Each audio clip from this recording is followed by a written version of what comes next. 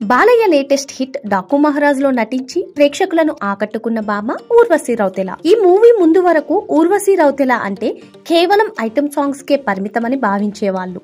తన track record కూడా అలాగే ఉంది. కానీ ఎప్పుడైతే డాకు మహారాజ్ లో పోలీస్ ఆఫీసర్ గా చేసిందో అప్పుడే తనలో మంచి నటి ఉందనే విషయం అందరికీ అర్థమైంది. ఇప్పుడు సితారా ఎంటర్టైన్మెంట్ సంస్థ తమిళ అగ్ర హీరో సూర్య, లక్కీ భాస్కర్ ఫేమ్ వెంకీ అట్లూరి కాంబోలో ఒక మూవీని నిర్మించబోతోంది.